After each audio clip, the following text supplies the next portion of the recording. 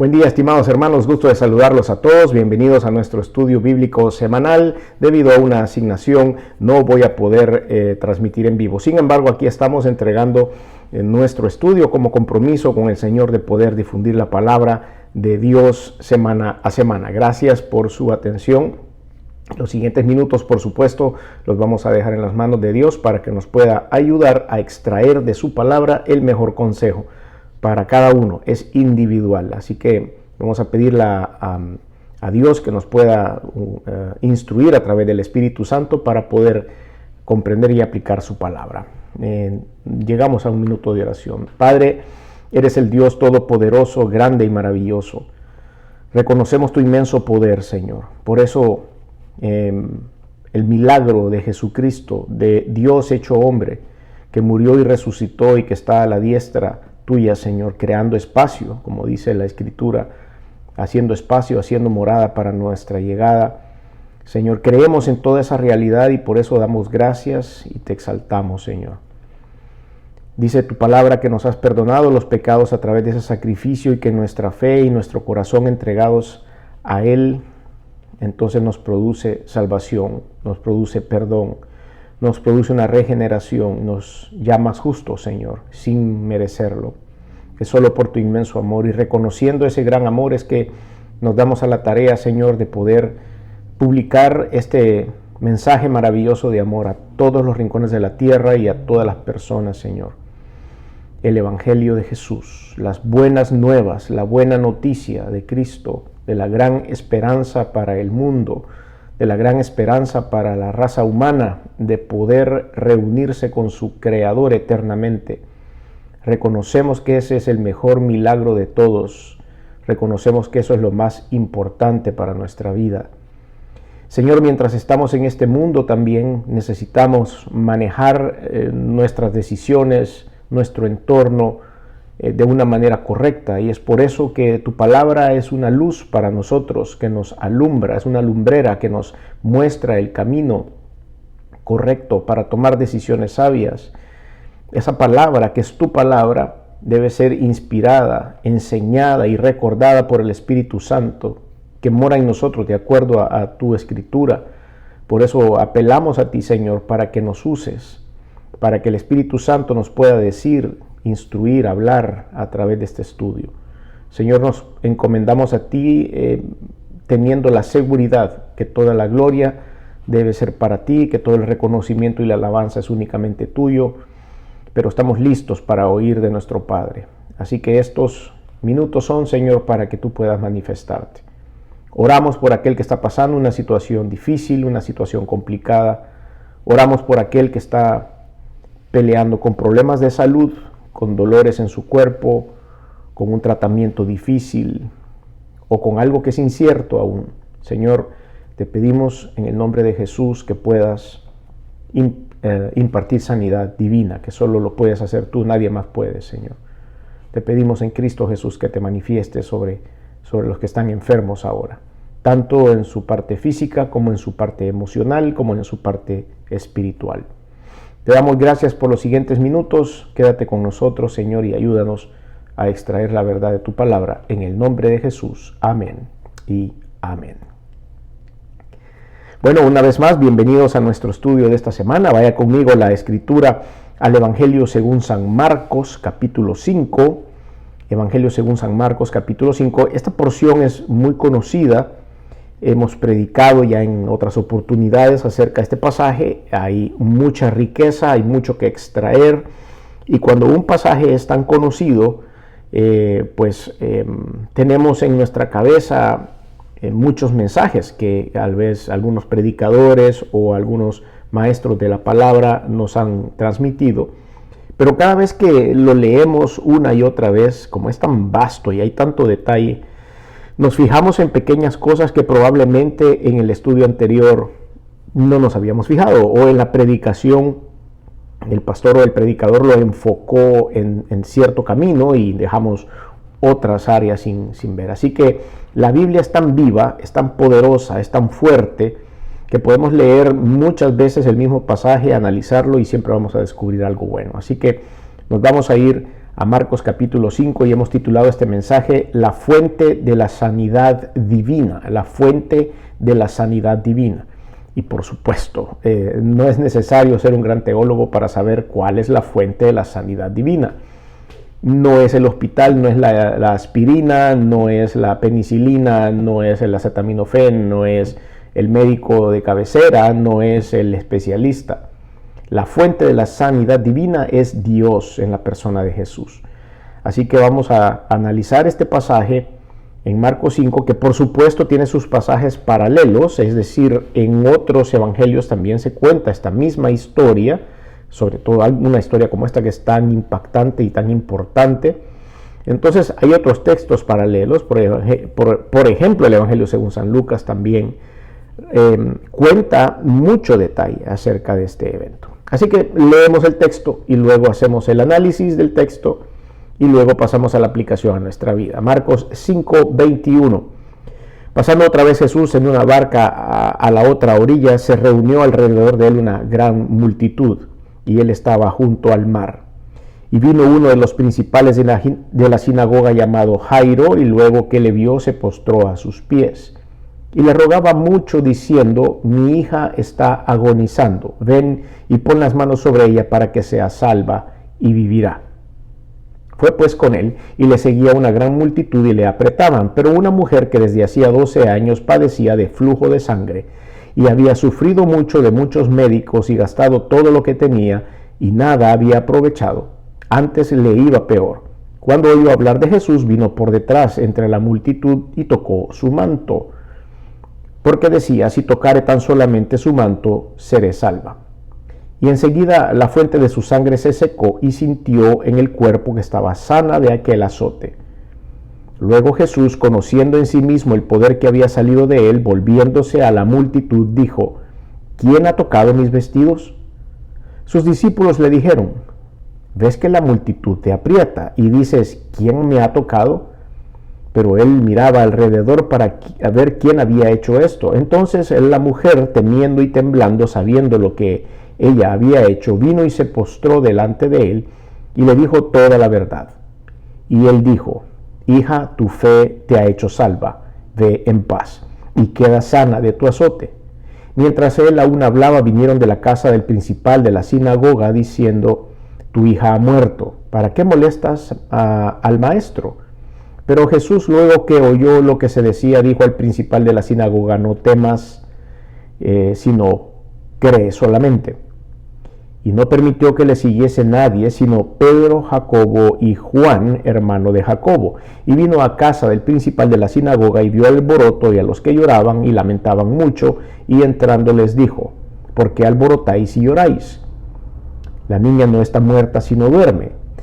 Y se burlaban de él, mas él, echando fuera a todos, tomó al padre y a la madre de la niña y a los que estaban con él, y entró donde estaba la niña. Y tomando la mano de la niña, le dijo: Talita cumi, que traducido es: niña, a ti te digo, levántate. Y luego la niña se levantó y andaba, pues tenía 12 años. Y se espantaron grandemente, pero él les mandó mucho que nadie lo supiese, y dijo que se le diese de comer. Bueno, aquí tenemos dos milagros del Señor y mucho material de aprendizaje. Vamos a ir viendo los detalles. Lo primero interesante es que dice el versículo 21: pasando otra vez Jesús en una barca a la otra orilla, se reunió alrededor de una gran multitud. Si nosotros venimos siguiendo el paso del ministerio de Cristo, nos vamos a dar cuenta que en la historia anterior a esta, inmediatamente anterior, él está en una zona que se llamaba Gádara.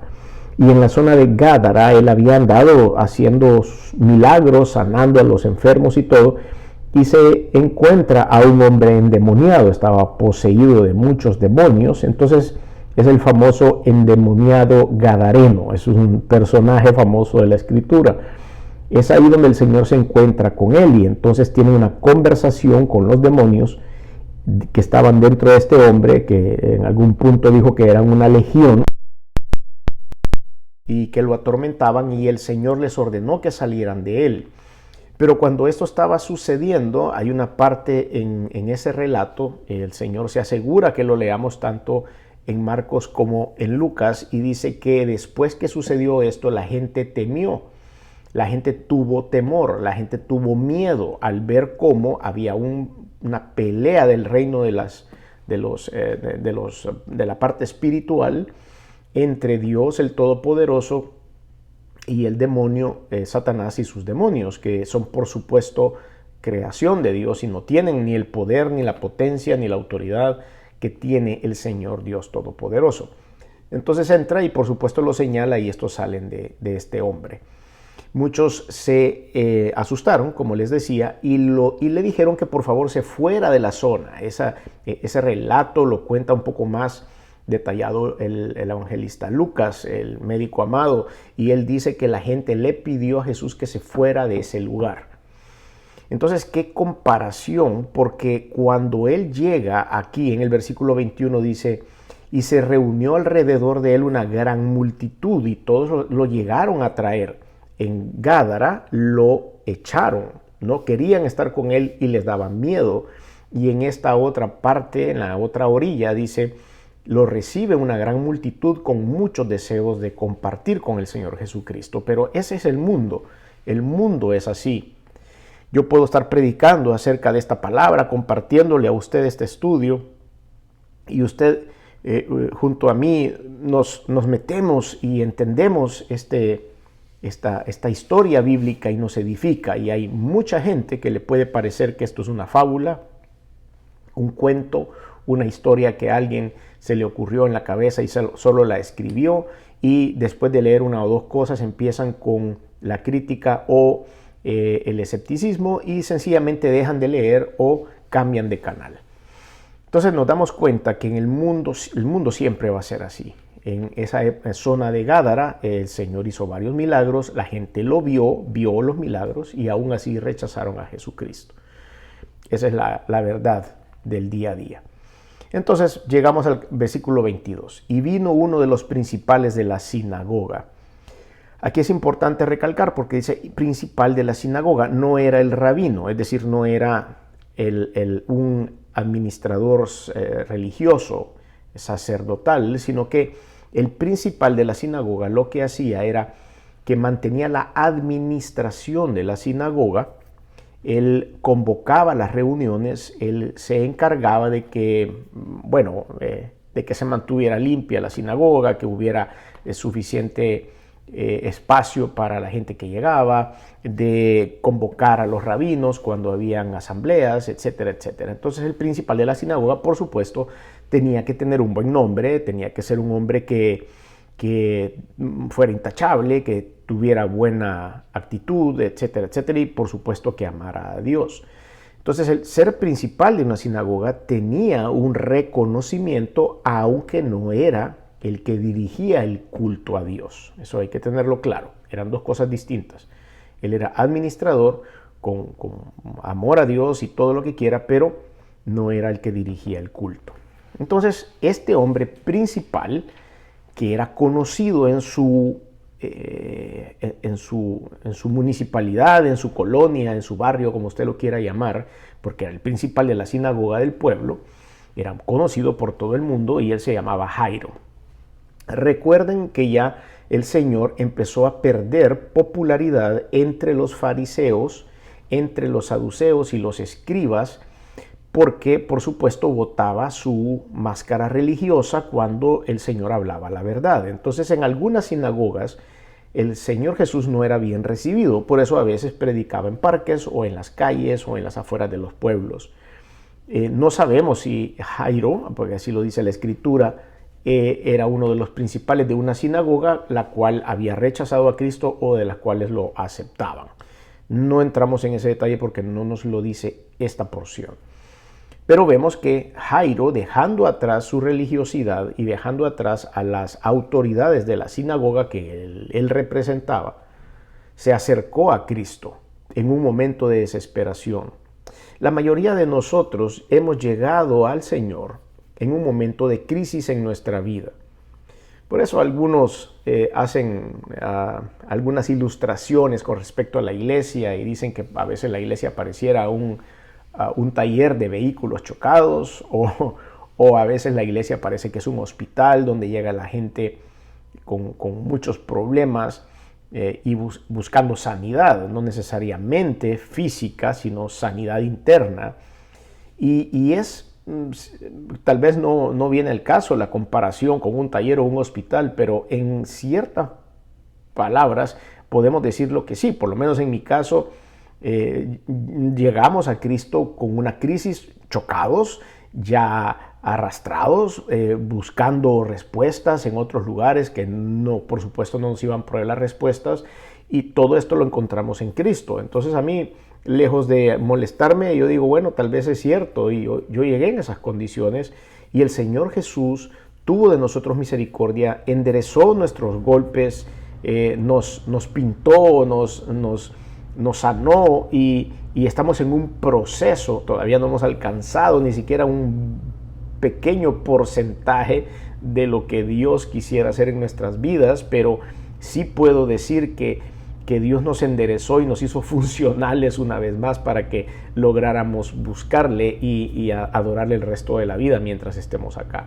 Entonces, este hombre pasa una crisis y en lugar de buscar al rabino de la sinagoga, va y busca a Jesús, el Dios Todopoderoso. El hombre sabía bien lo que estaba haciendo. Entonces veamos el versículo completo, versículo 22, y vino uno de los principales de la sinagoga llamado Jairo, y luego que le vio se postró a sus pies.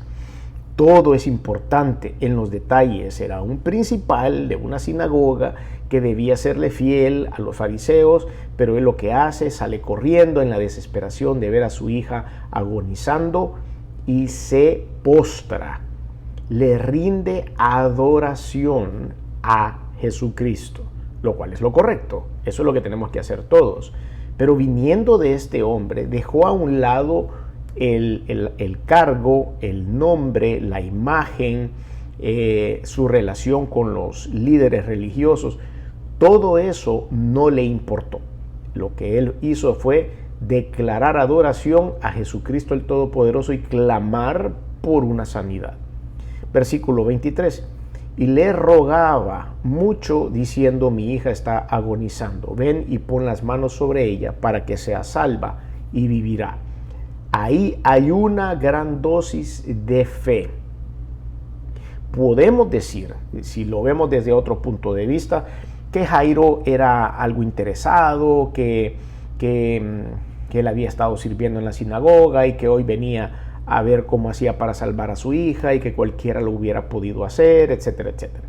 Pero cuando nosotros leemos la declaración verbal de Jairo al Señor, nos damos cuenta de que hay fe en su corazón. No sabemos más acerca de cómo Jairo llegó a abrazar esa fe. No sabemos si Jairo había escuchado predicar a Jesucristo en el pasado, si lo había visto hacer milagros.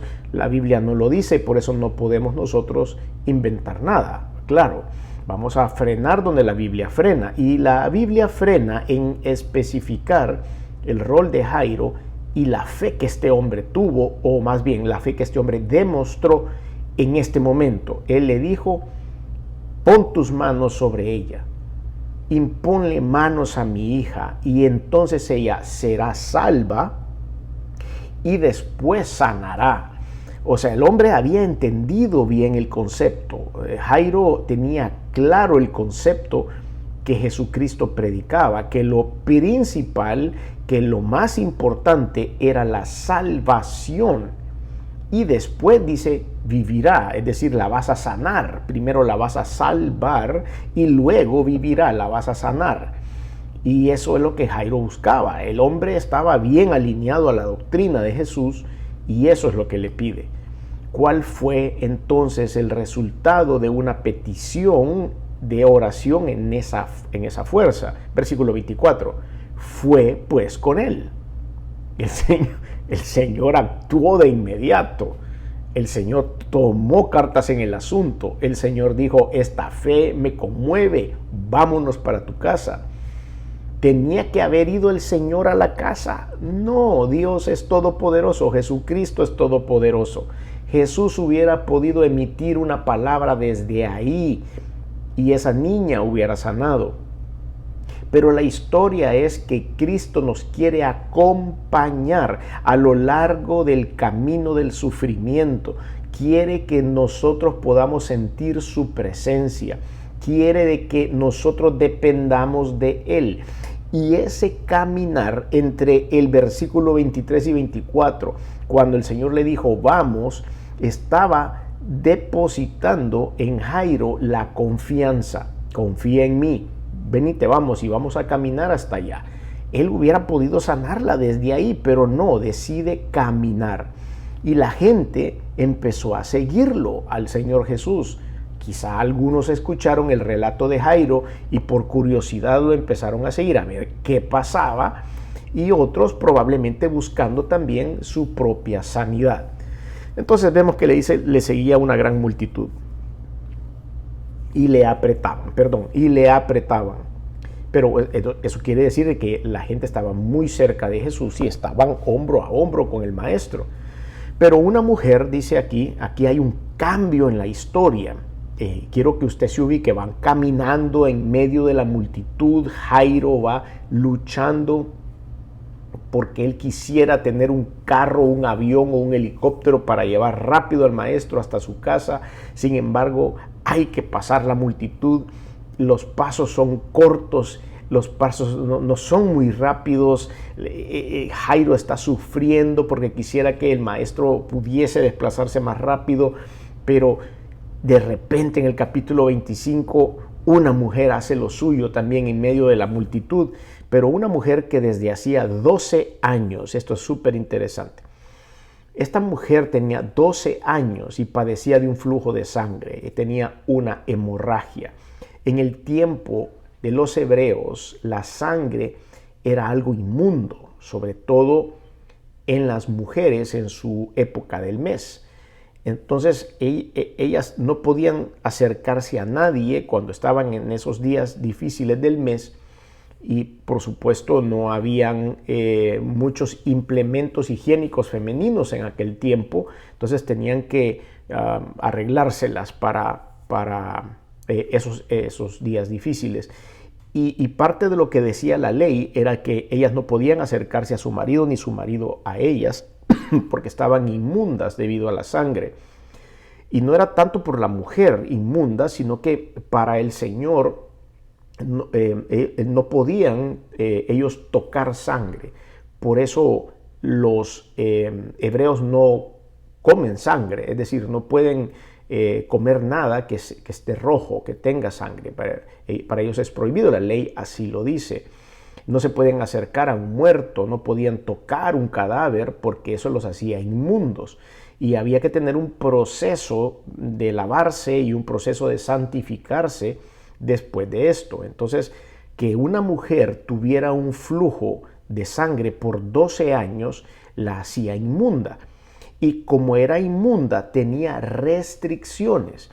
Por supuesto que nadie la podía tocar y ella no podía tocar a nadie, esa era la ley. Entonces cuando uno lee la historia de esta mujer y dice que tenía 12 años de tener flujo de sangre y se mete en medio de las personas para tocar a Jesús, estaba violando la ley en ese momento. Y Jesús pudo haberse, lo pudieron haber decretado como inmundo por haber sido tocado por una mujer inmunda. Entonces lo que había aquí en juego era algo bien importante. Pero esta mujer que estaba ya desesperada, que ya había perdido todo, que había perdido su dinero, aquí dice que había sufrido mucho de muchos médicos y que gastado todo lo que tenía y que nada había aprovechado, antes le iba peor.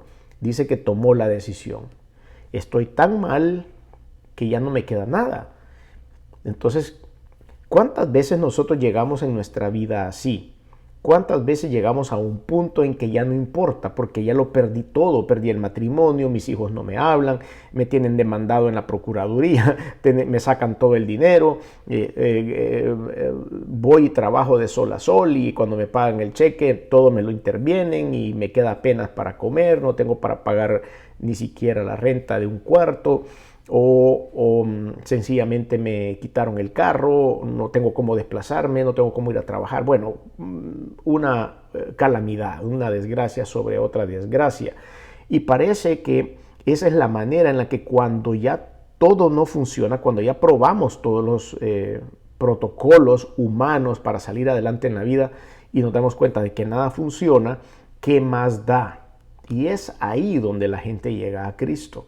Desgraciadamente hubieran podido llegar en las primeras etapas de cuando las cosas no empezaron a salir bien, pero parece que el ser humano necesita tocar fondo, llegar al fondo del pozo para entonces reconocer su necesidad de Jesús. Y esta mujer es el ejemplo, 12 años. Probablemente ella 12 años atrás no hubiera tenido la oportunidad de ver a Cristo porque Cristo no había iniciado su ministerio. Pero ahí dice, no tengo nada que perder. Ya lo único que falta es que me metan presa por violar la ley. ¿Y qué más da? Me voy a ir a morir a la cárcel, pero no me voy de aquí sin intentar esto. Así que voy a violar deliberadamente la ley. Y aún siendo una mujer inmunda por el flujo de sangre, me voy a acercar al maestro. Y esta mujer hace esto como un acto de fe. Versículo 24. Fue pues con él y le seguía una gran multitud que le apretaban. Pero una mujer que desde hacía 12 años padecía de flujo de sangre y había sufrido mucho de muchos médicos y gastado todo lo que tenía y nada había aprovechado, antes le iba peor, cuando oyó hablar de Jesús, vino por detrás entre la multitud y tocó su manto. Porque decía, si tocare tan solo su manto, seré salva.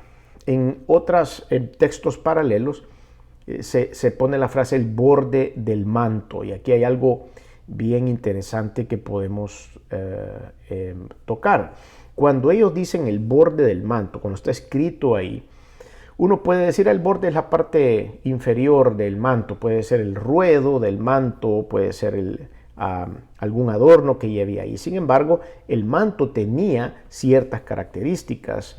Así había sido diseñado, era un color blanco o beige y tenía en la parte de abajo unos, como un listón, podemos decir, o un decorado de colores blanco y azul. Se tenía que usar el color azul.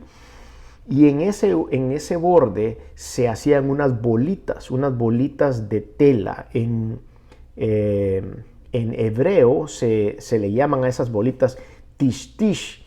Y esas bolitas, si lo traducimos eso al español, se llama borla. Y la borla es como un adorno redondo de tela que llevan algunos cinturones o llevan algunas bufandas. En la parte final de las bufandas llevan esos como unos hilos entrelazados, como una trencita y al final una bolita. Pues así eran los mantos en aquel tiempo. Entonces lo que esta mujer tocó no realmente era el ruedo del manto del maestro, sino que era una de esas bolitas, una borla. Ahí llegó y cada una de las borlas tenía un significado. Todo este decorado no era porque estaba de moda o porque salía en las redes sociales o porque los jóvenes lo vestían, sino que tenía un significado dentro de la cultura hebrea. Cada bolita de esa significaba algo. Entonces la mujer se tiró al piso y toca esa borla o esa bolita, ese tish que llevaban en los mantos. Y es ahí donde se hace este ejercicio de fe en el cual esta mujer llega y hace esto. Pero bueno, dice que decía la mujer, si tocare tan solo el borde de su manto seré salva. Y enseguida la fuente de su sangre se secó y sintió el cuerpo que estaba sana de aquel azote. Versículo 30, luego Jesús, conociendo en sí mismo que poder había salido de él, volviéndose a la multitud, dijo, ¿quién ha tocado mis vestidos? Primero sintió que alguien le tocó el vestido. Imagínense, él estaba siendo apretujado por la gente. Segundo, sintió que alguien había llegado con una intención específica. a tocar su vestido. Entonces la respuesta de sus discípulos en el capítulo 31 es, y sus discípulos le dijeron, ves que la multitud te aprieta y dices, ¿quién me ha tocado? Como quien dice, si todo el mundo te está tocando, todo el mundo está cerca de ti, todos estamos topados aquí los unos con los otros.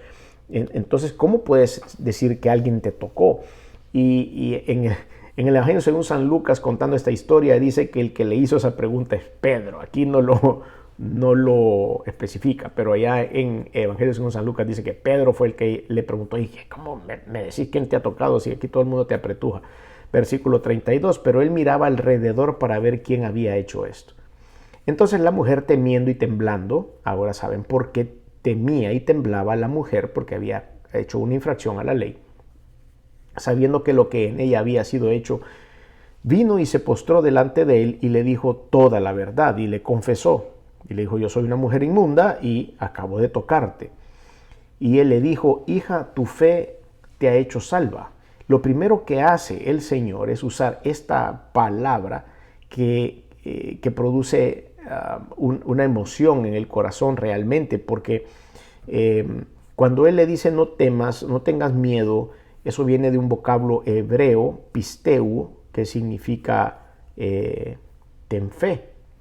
Viene de la raíz de pistis, no temas, y cree significa pistis.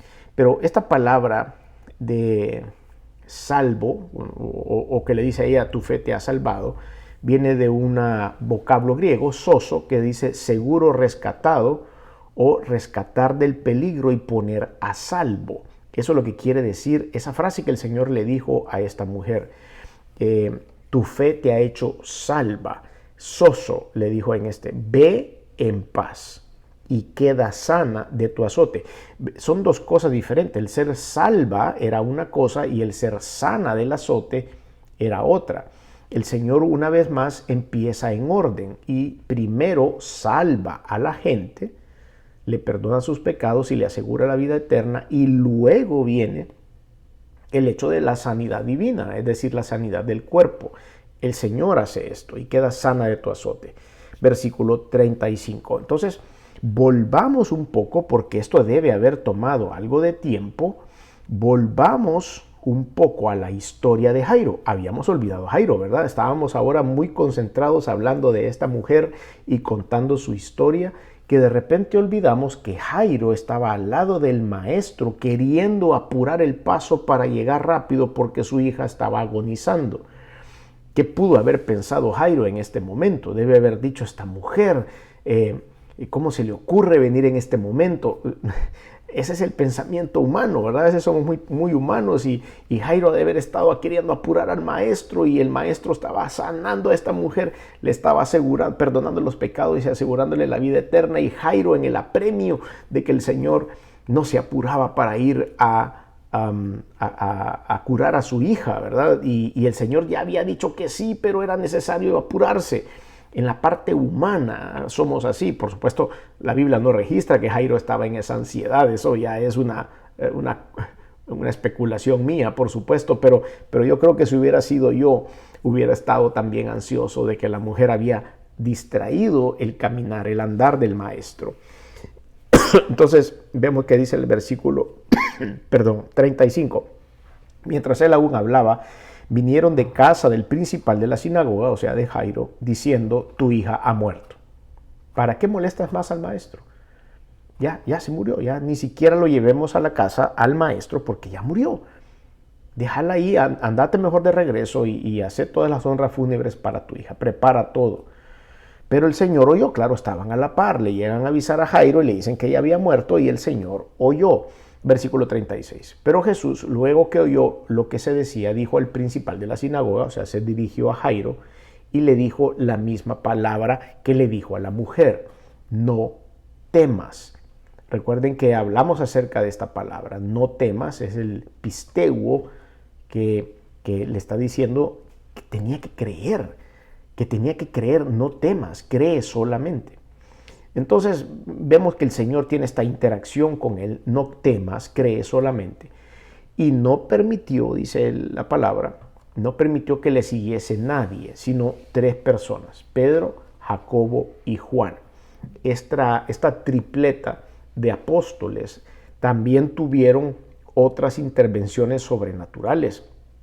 Estos tres habían estado en el monte, recuerdan ustedes, en la transfiguración, fueron estos tres mismos que estuvieron ahí, estuvieron cuando a Pedro el Señor le sanó a su suegra también, en Marcos capítulo 1, versículo 39, en Mateo 17, en la transfiguración y también en el huerto de Getsemaní.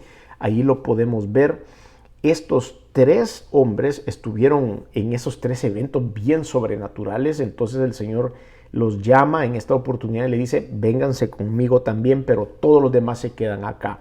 Y es así como estos tres hombres se van siguiendo el maestro. Versículo 38. Y vino a casa del principal de la sinagoga y vio el alboroto, a los que lloraban y lamentaban mucho. Los que lloraban y lamentaban no necesariamente eran personas de la familia o conocidos o parientes o amigos. También se contrataban en aquella época a las lloronas. Aquí en algunos pueblos en Latinoamérica así se les llama, las lloronas, y era para que le dieran un poco de realce a la vela o al proceso fúnebre. Entonces contrataban a estas personas para que llegaban a llorar.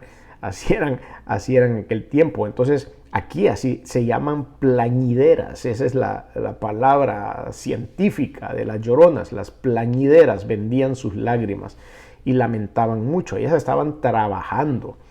Versículo 39. Y entrando les dijo: ¿por qué alborotáis y lloráis? Les está diciendo a estas personas que con unos sentimientos falsos estaban haciendo esto. La niña no está muerta sino duerme. Y en el versículo 40 se burlaban de él, dice. O sea que ellas estaban peleando por el derecho a trabajar y que les pagaran los tamales y las lágrimas que habían hecho para este acto funerario, y el Señor les estaba deshaciendo el trabajo. Entonces se burlaban de él.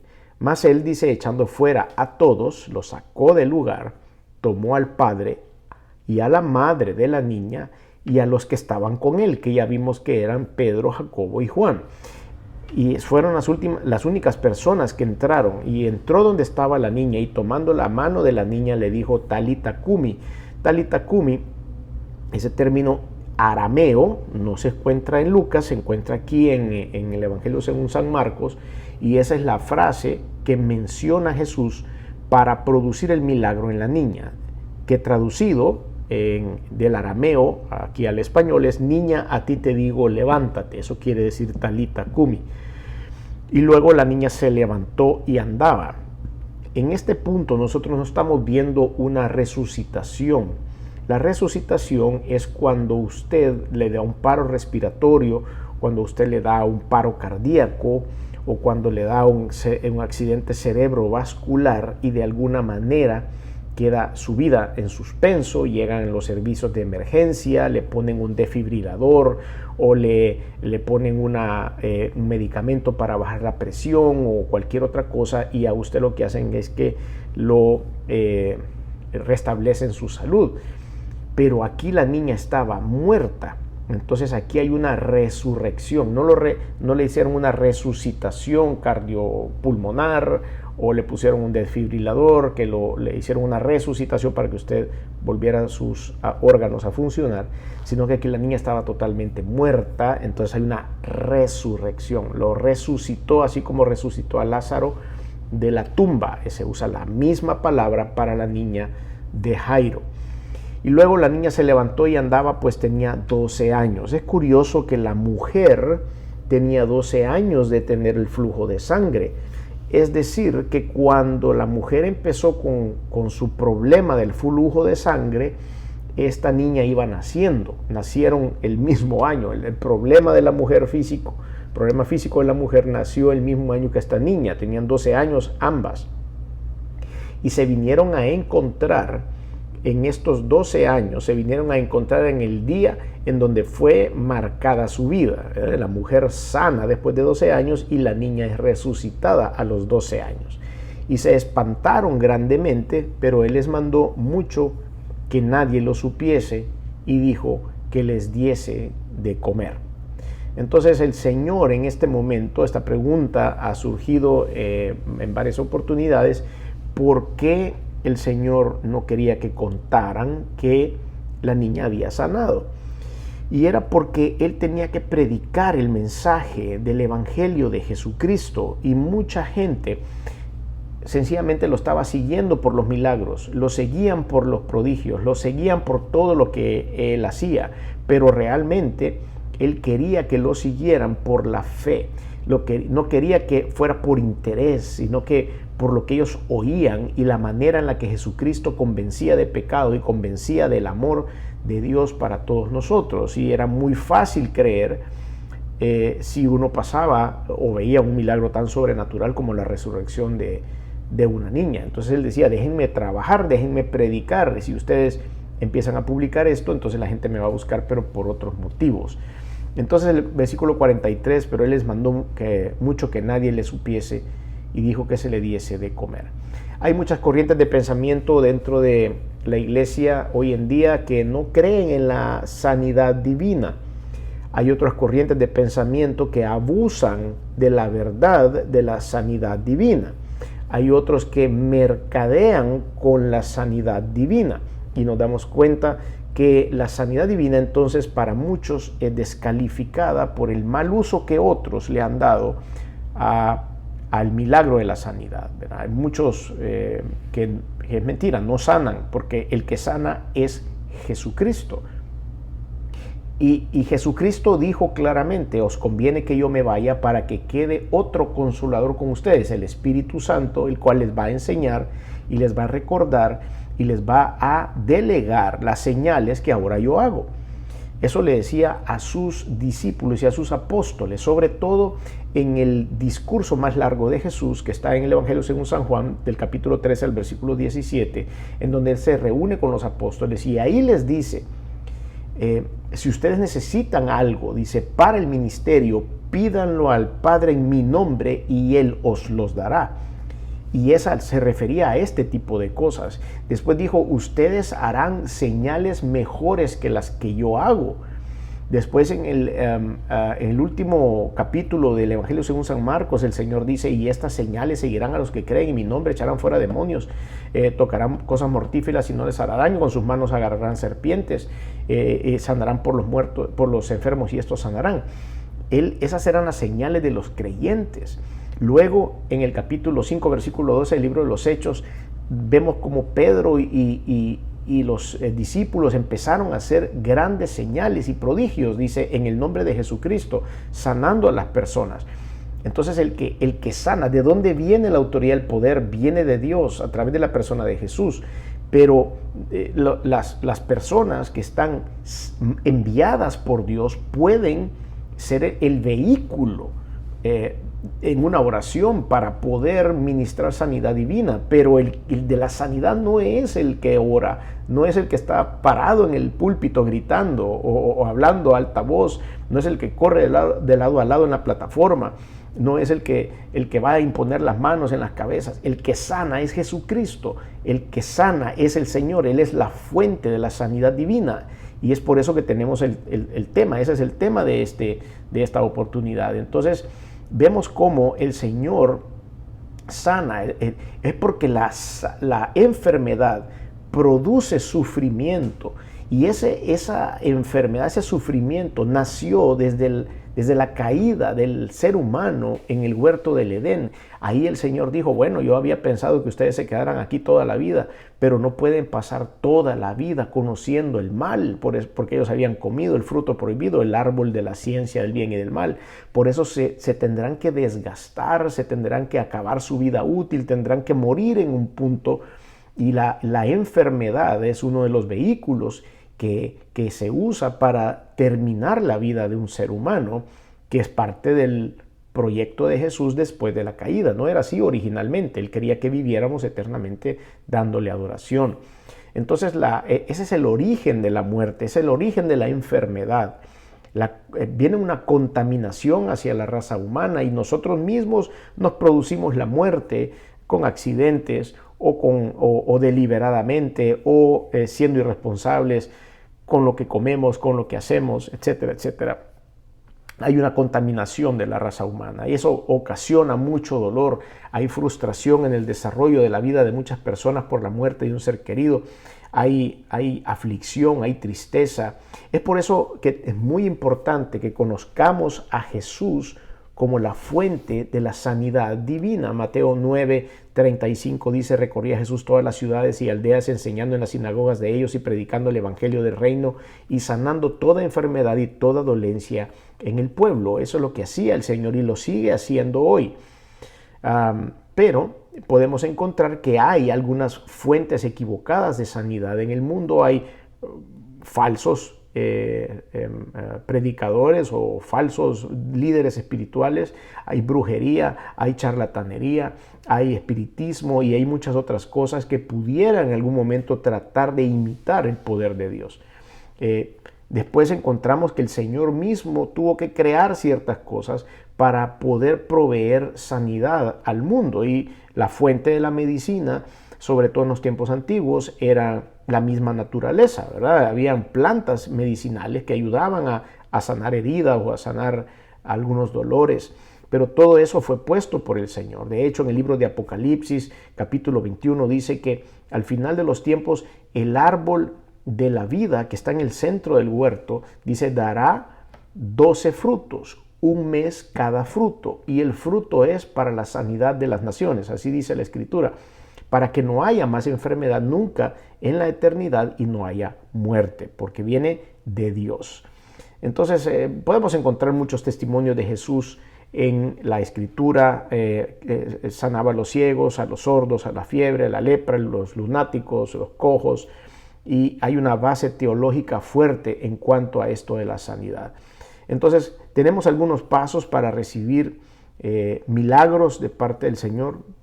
Tener una relación personal con Dios, eso es todo. Reconocer la necesidad de un milagro, creer en la muerte expiatoria de Cristo, estar convencido de que la sanidad divina viene de Dios y es su voluntad, vencer los prejuicios y la falta de fe, la falta de confianza, no darse por vencido por las malas noticias, eliminar la incredulidad y dar pasos de fe que sean visibles, como esa mujer que decidió meterse en medio de la multitud. Y esto nos va a resultar en un crecimiento en la fe, y vamos a ver evidenciado a Jesús como sanador si esa es su voluntad y está dentro de los planes para nuestra vida.